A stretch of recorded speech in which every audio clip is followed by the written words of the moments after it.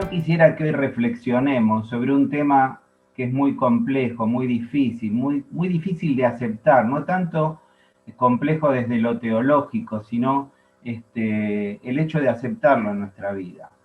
Y es el hecho de por qué sufre el justo. La reflexión bíblica de hoy se basa en esto, en por qué sufre el justo. Y para dar respuesta a esta pregunta, irremisiblemente pensamos en la vida de ¿quién? De Job.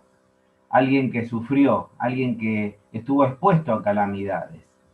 Y es maravilloso pensar que en medio de todas las adversidades y calamidades que enfrentó Job, como lo vamos a ver ahora en la palabra, lo único que produjo en él es postrarse en la presencia de Dios y aún en medio del desconcierto, del dolor, de las pérdidas, adorar a Dios.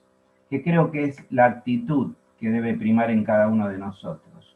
Pero antes de leer un pasaje nada más de este libro de Job a manera introductoria, porque quizás vos no sepas bien quién era Job o no tenés muy fresca la idea, la historia, vamos a tratar de refrescarla. El libro de Job, más que una meditación sobre el sufrimiento, el libro en sí, el relato nos confronta con una profunda reflexión sobre los caminos de Dios y sobre los propósitos y la voluntad de Dios para nuestra vida. Job entendió algo, que todo lo que Dios hace, todo, y vamos a leer lo que le pasó a Job, no fue nada sencillo, todo tiene un propósito. Todo lo que Dios hace tiene un propósito y debe llevarnos a la adoración. Es muy difícil que alguna persona religiosa o no quede indiferente ante las preguntas y las discusiones que plantea el libro de Job.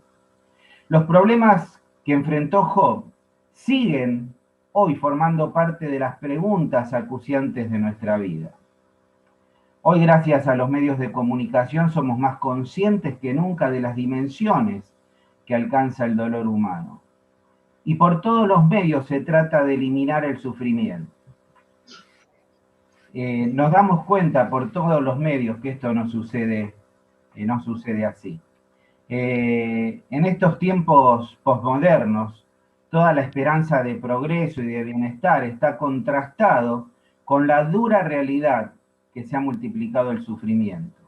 Y vemos que por un lado, mientras que hay avances científicos y gozamos de un avance tecnológico, el hecho del sufrimiento es algo que es inevitable en la vida de todo ser humano. En especial, lo que vamos a tratar hoy, ¿por qué el justo padece? Parece una injusticia, pero es así.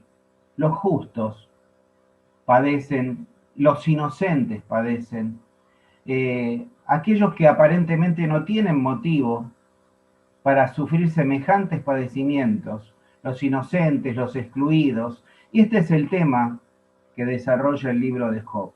Dar una respuesta a este tema crucial. ¿Por qué? ¿Por qué sufrimos? ¿Por qué sufrimos si quizás podemos llegar a pensar que no lo merecemos? Vamos a leer un poco el capítulo primero del libro de Job, en el cual vamos a basar nuestra reflexión, y vamos a ver un poquito quién era este hombre Job y qué lecciones brevemente aprendemos. En primer lugar, lo sitúa histórica y geográficamente. Dice que en la región de Uz había un hombre recto e intachable. Estoy leyendo la Nueva Versión Internacional. En la región de Uz había un hombre recto, intachable, que tenía a Dios y vivía apartado del mal. Este hombre se llamaba Job. Vemos en primer lugar que lo define como un hombre recto, un hombre intachable, un hombre perfecto, dice Reina Valera, que temía a Dios, era un hombre temeroso de Dios y vivía apartado del mal. Y este hombre se llamaba Job. Y nos preguntaríamos en primer lugar por qué este hombre tenía que sufrir semejantes penalidades. ¿No te lo has planteado muchas veces en tu vida y en la vida de las personas que conoces?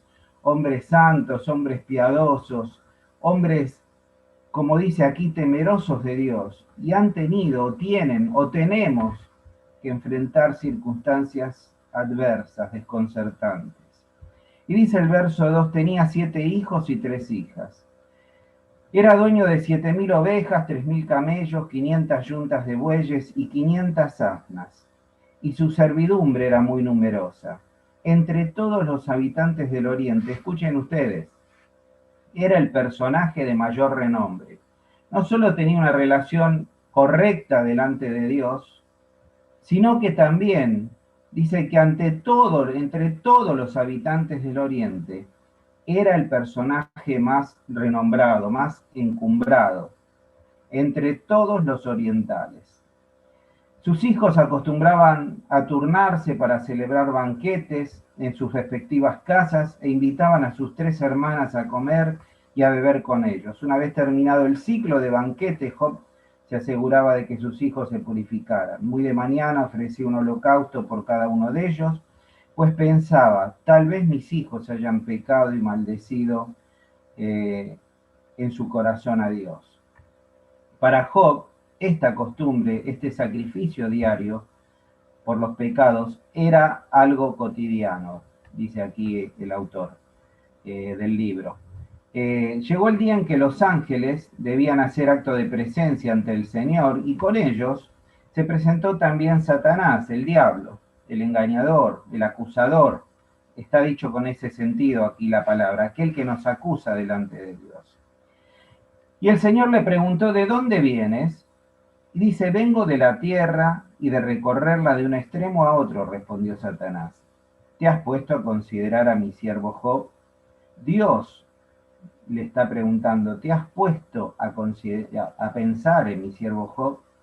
Y volvió a preguntarle el Señor, no hay en la tierra nadie como él, es un hombre recto, intachable, que me honra y vive apartado del mal. Ese era el concepto que Dios tenía de este hombre. Y Satanás le replica, ¿y acaso Job te honra sin recibir nada a cambio? ¿Acaso no están bajo tu protección él y su familia y todas sus posesiones? De tal modo has bendecido la obra de sus manos que sus rebaños y sus ganados llenan toda la tierra. Pero extiende tu mano, quítale todo lo que posee, a ver si no te maldice en tu propia cara. Dice el verso 12. Muy bien, le contestó el Señor, todas sus posesiones están en tus manos, con la condición de que no pongas la mano encima de él.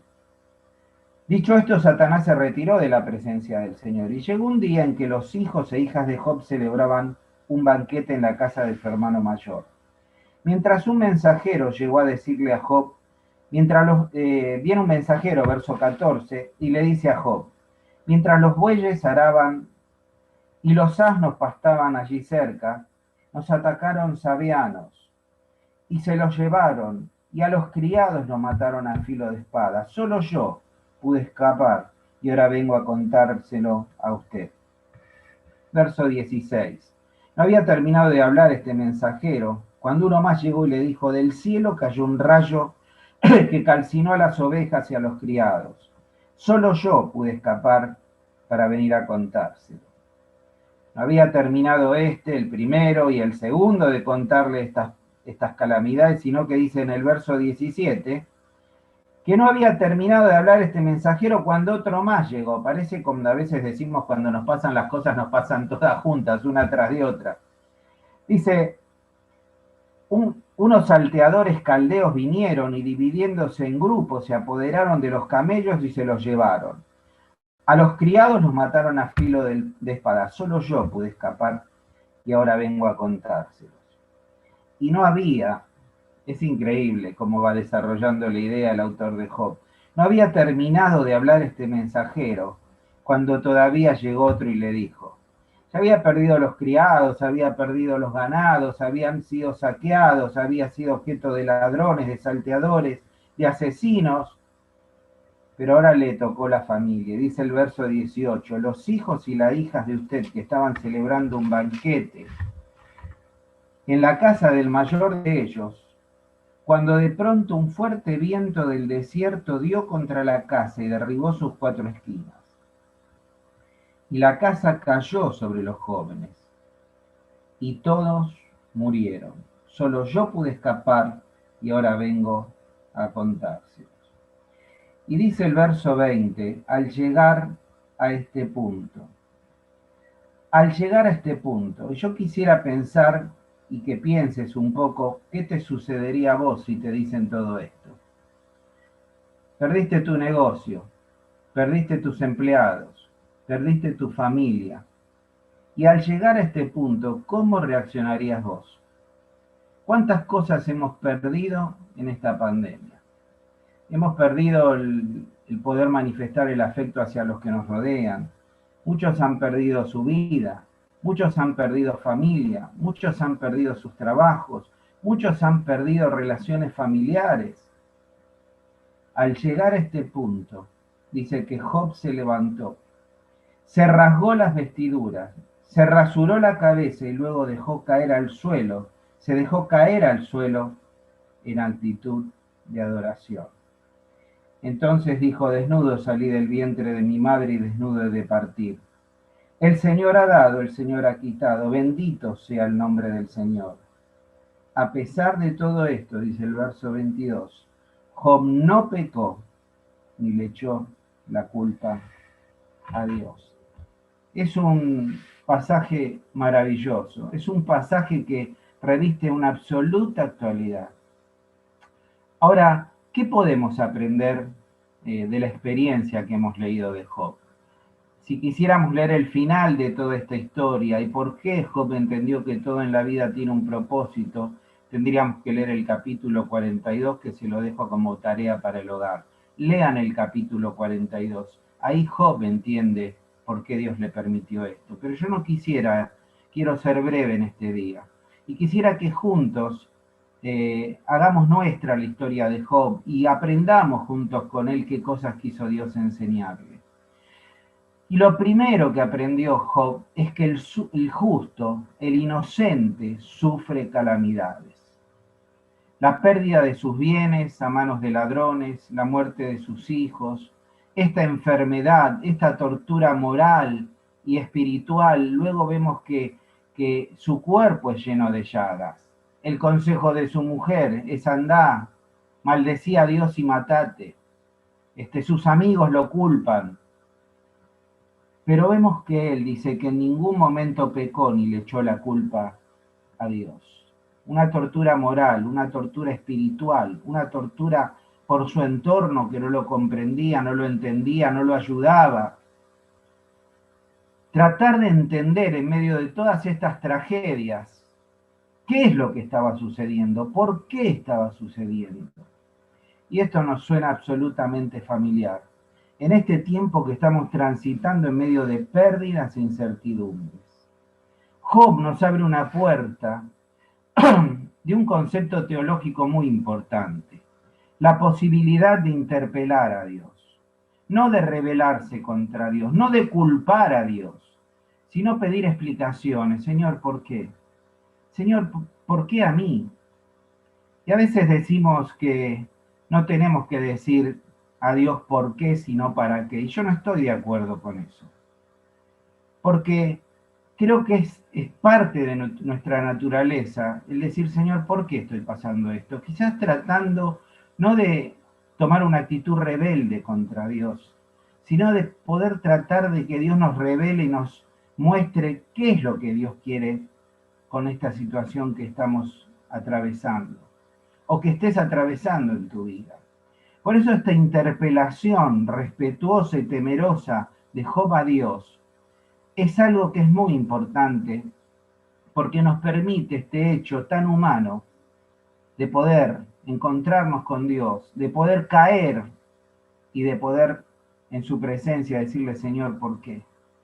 Quizás no entendamos los por qué, quizás nunca los entendamos, pero lo importante es que Dios está allí para escucharnos. Y tenemos esta posibilidad como hijos de acercarnos a nuestro Padre.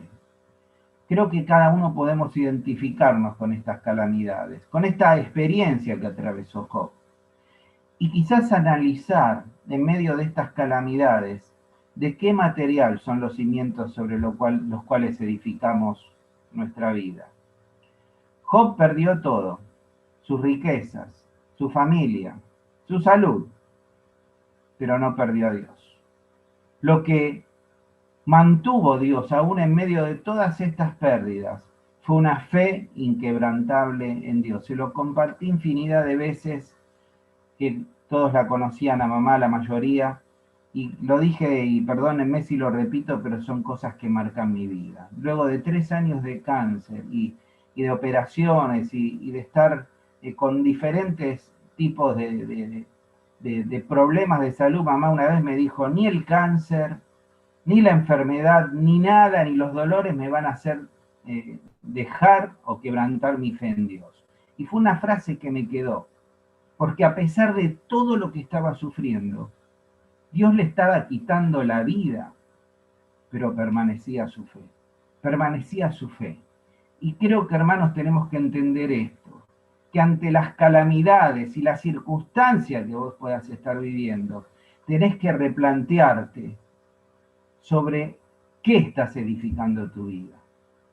En una fe afirmada y confiada en la palabra de Dios, o una fe en aquellas cosas exteriores que cuando te la quita Dios, tu vida se desmorona. Es increíble que las respuestas que el mundo cristiano a veces o los cristianos les dan al sufrimiento y cómo lo relacionan con Dios y con su fe, parece indicar que no comprenden, que no han entendido el planteo del libro de Job. La apelación a un cristianismo que puede abolir el dolor, la pena o el sufrimiento no es bíblico y se contrasta poderosamente con el mensaje que plantea el libro. Escuchamos, pare de sufrir. Y Job te dice, no, no pares de sufrir. No he parado de sufrir. O que la enfermedad y las calamidades son fruto del pecado. Otro error. O quizás como los amigos le dijeron, mirá Job, algo habrás hecho, ¿eh? Por eso estás sufriendo esto. El libro de Job plantea cómo es que un justo puede sufrir. ¿Cómo es que el justo sufre? ¿Por qué el justo sufre? No es por causa del pecado, no es por causa de que haya hecho algo mal, sino es un propósito, está dentro de los propósitos permisivos de Dios. Y la gran pregunta que plantea el libro de Job es ¿por qué permite Dios que sucedan en nuestras vidas estas calamidades? Otra cosa que aprendemos es no solo que el sufrimiento, el dolor y estas circunstancias que atravesamos son parte de la vida, sino aprendemos que el dolor hay que exteriorizarlo. Dice que Job se levantó y como dice aquí el texto 20, cuando llegó a este punto, dice que se rasgó las vestiduras y se rasuró la cabeza. No se trata de gestos de arrepentimiento, sino era una actitud que expresaba un profundo dolor, angustia, un duelo profundo, un lamento incontenible ante las circunstancias que estaba viviendo. Job fue quebrado por la situación. Job sintió y exteriorizó su dolor, no lo ocultó, no puso una careta o una, digamos así, trató de taparlo detrás de una actitud positiva o diciendo, no, yo no sufro, los cristianos no sufren, los cristianos no experimentamos esas cosas, como algunos tratan de hacer. No, el Señor nos está enseñando que tenemos que exteriorizar el dolor, que tenemos que llorar, que tenemos que sufrir, que tenemos que compartir el dolor y la angustia, porque es una actitud sanadora. Es una actitud sanadora.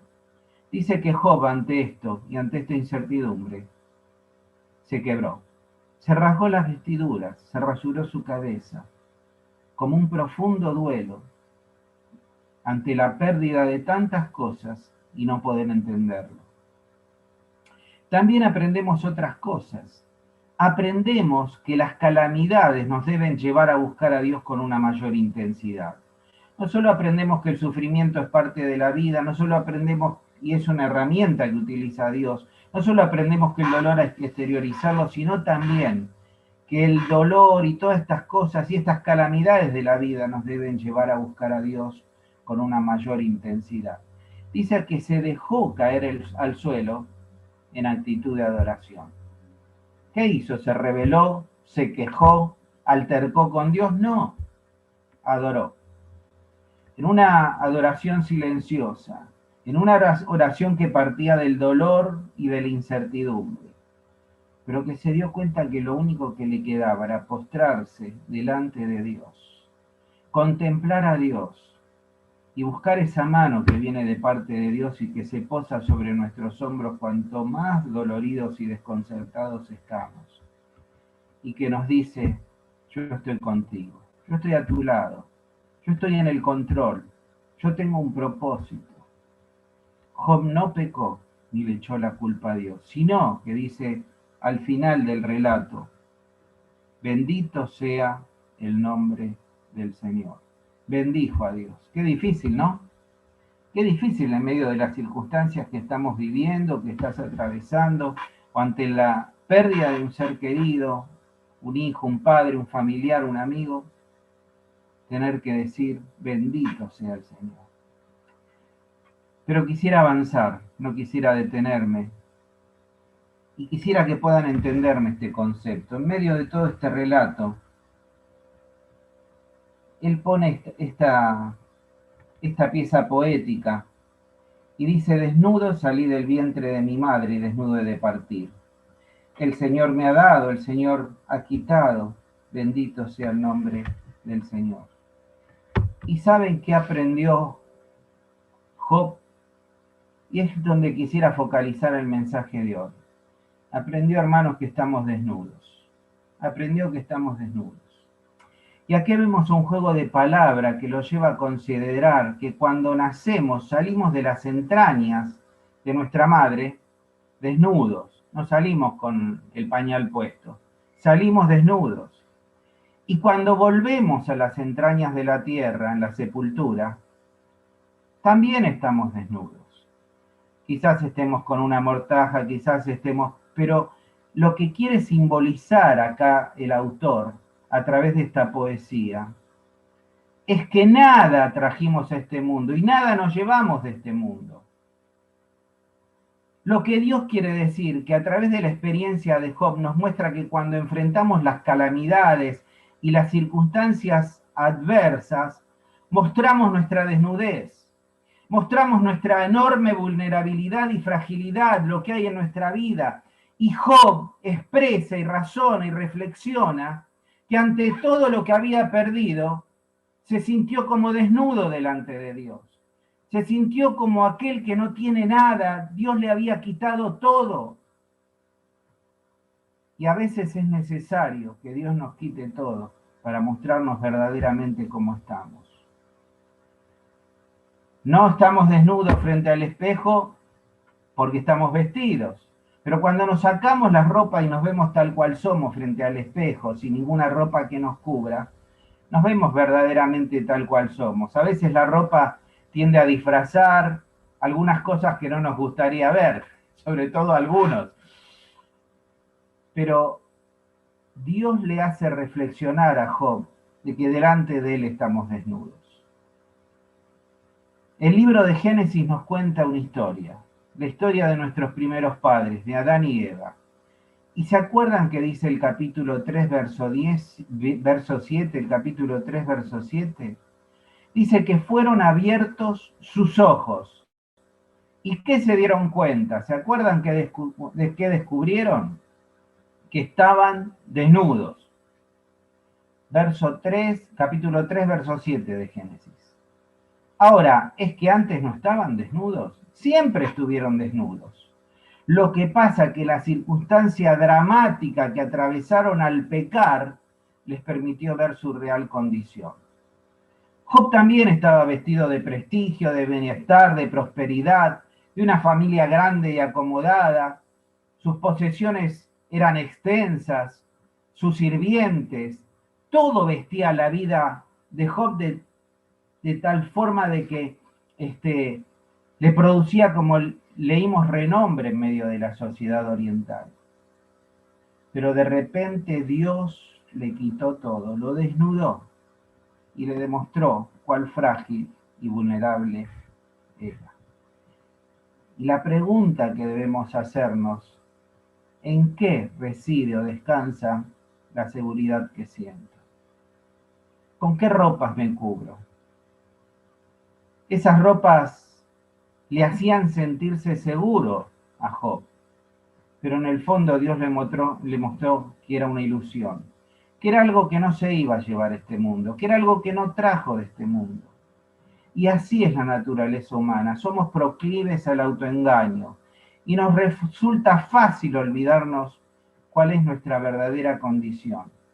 Y aplicamos todo el esfuerzo en vestirnos y en revestirnos de bienestar económico, de afectos, de actividades, de logros académicos, de distracciones, de divertimentos, de máscaras que ocultan nuestra verdadera condición y sentimiento. Y lo que vemos del otro no es lo que en realidad somos. Lo que vemos del otro es una persona vestida para autoengañarse o para no mostrarse ante los demás como es. Aún la religiosidad es algo que a veces viste a las personas, pero nos olvidamos que en el fondo estás vos y estoy yo, lo que somos realmente. Y aquello que nos puede dar seguridad y vivimos aferrados y nos tapa, de repente Dios lo saca. Y la prueba y el sufrimiento es excelente para esto. Y la calamidad de la pandemia ha sido extraordinario porque hay personas que han sido desnudadas, aquellas cosas sobre las que se ufanaban y se vestían y los mostraban delante de los otros, de repente fueron pulverizados. Olvidamos cuál es nuestra verdadera condición y aplicamos todo nuestro esfuerzo para poder ocultar lo que en realidad somos. Entre esa línea de vida entre el nacimiento y la muerte se caracteriza por esta realidad. Hermanos, nada de lo que tenemos es nuestro, nada. Algo que aprendió Job es eso también, que todo le había sido dado por Dios, que la mortaja no tiene bolsillos, como solemos decir, pero también aprendió que cuando perdemos todo, solo nos queda Dios, solo nos queda Dios, y Él es todo lo que necesitamos. Él entendió que el Señor dio, pero que el Señor quitó, por eso bendijo al Señor. Él entendió a través de esa prueba que lo que tenemos no es nuestro. Hermano, nuestra vida no es nuestra, nuestra familia no es nuestra, todo lo material que podemos tener no es nuestro. Es una manifestación de la gracia generosa de Dios. Y a veces eso lo revestimos y nos vestimos con eso y nos produce una gloria personal. Y decimos, esto es mío, esto lo logré, este soy yo. Y Dios tiene que tocarnos y sacarlos para demostrarnos que nada hemos traído y que nada nos llevamos. Dice que luego de que Job fue afectado en su carne y fue su cuerpo lleno de llagas y su mujer lo mandó a suicidarse, dice que Job no pecó absolutamente bajo ningún punto de vista en palabras. Y le dice a su mujer, mujer, hablas como una necia. Si de Dios sabemos recibir lo bueno, ¿no sabremos también recibir lo malo? Y a pesar de todo esto, Job no pecó. ¿Qué pensás? ¿Que todo lo que viene de Dios y todo lo que permite en tu vida va a ser todo bueno? La voluntad de Dios es agradable y perfecta, pero no implica que seas exento del sufrimiento. Hacer un análisis de todos los personajes bíblicos que vos conozcas, todos, no sé, no quisiera decir todos porque por ahí me puedo llegar a escapar alguno. El 99%. Decime quiénes no han sufrido, quiénes no han sido despreciados, incomprendidos, han pasado por depresión, han pasado por circunstancias terribles. ¿Y qué diríamos del mismo Señor Jesucristo? Si es posible, pasa de mí esta copa. Sufrió el dolor, sufrió la angustia, el desprecio. Cuando muchos lo vieron colgando allí en la cruz, habrán dicho, pero si Él es justo, es santo, es sin pecado, Él no se merecía sufrir esto.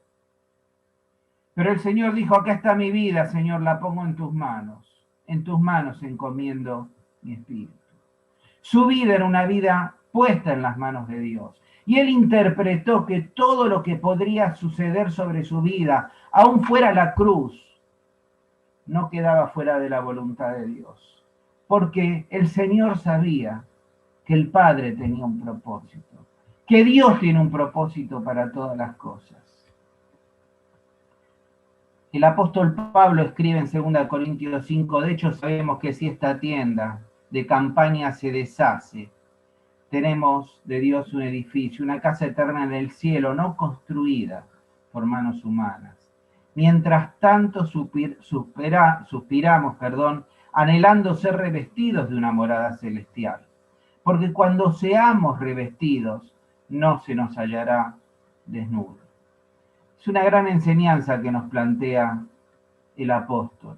Nuestra vida, ese peregrinar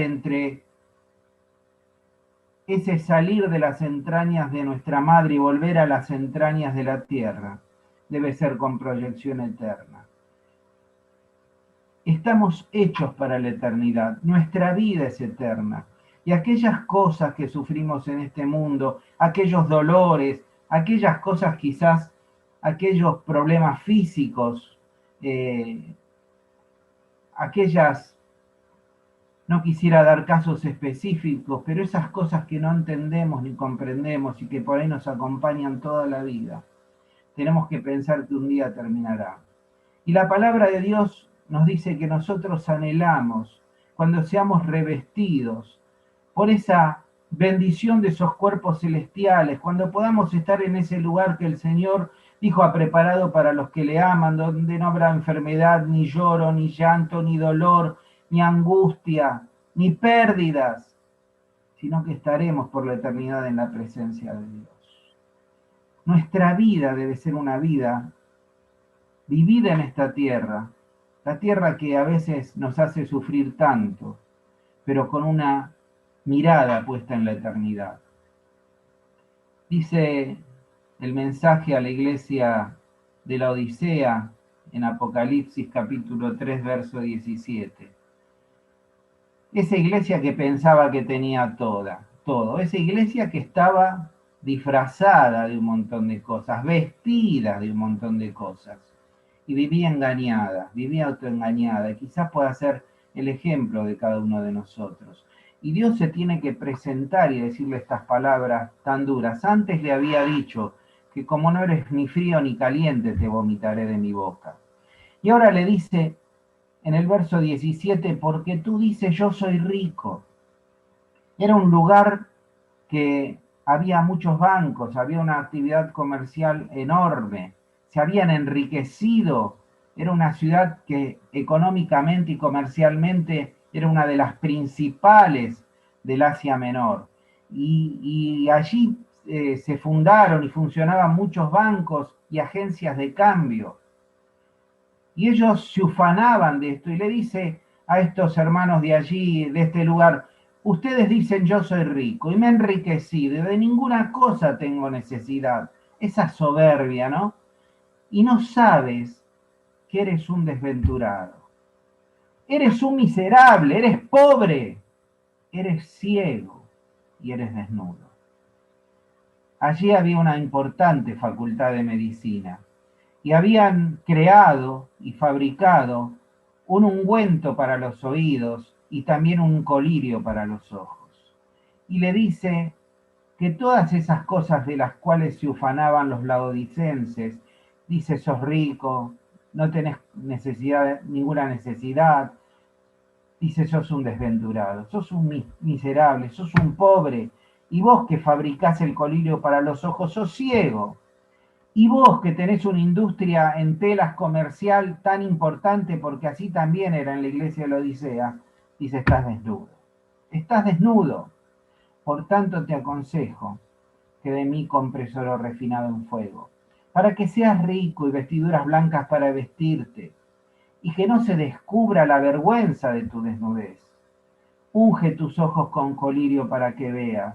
Yo reprendo y castigo a todos los que amo, sé pues celoso, y arrepiéntete, porque aquí yo estoy a la puerta y llamo, y si alguno oye mi voz y abre la puerta, entraré a él, cenaré con él, y él conmigo, y él conmigo. El desafío final que yo quisiera dejarte es que puedas reflexionar y que puedas pensar que el sufrimiento es parte de nuestra vida, que el sufrimiento es una herramienta que Dios permite al justo, al inocente, pero que Dios tiene un plan y un propósito. Aprendemos muchas cosas del libro de Job. A veces es necesario que Dios nos desnude para mostrarnos verdaderamente lo que somos. Y termina ese pasaje de Apocalipsis diciendo, mira, vos hasta acá estabas engañado, pero yo te voy a dar un consejo. Vení a mí, anda a Cristo. Busca el oro, no el oro de los bancos, no el oro que produce el comercio, sino busca mi presencia. Porque yo soy todo. Vestite de buenas obras, vestite de amor, vestite de la gracia de Dios, vestite de la fe y de la confianza en Dios, la confianza en su palabra, para que puedas verdaderamente tener comunión conmigo. Hermano, ¿qué estás enfrentando en este día? ¿Pensás que Dios es injusto? Te equivocás.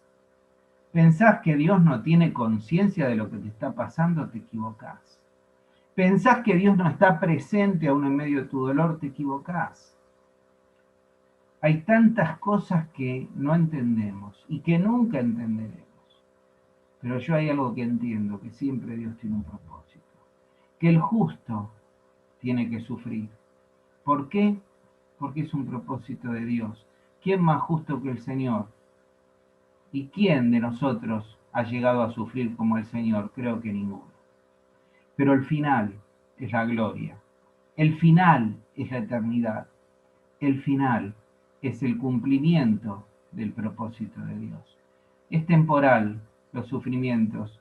Nos dice la palabra de Dios que no tenemos que asombrarnos de que seamos probados como otros hermanos que también en diferentes lugares sufren y padecen.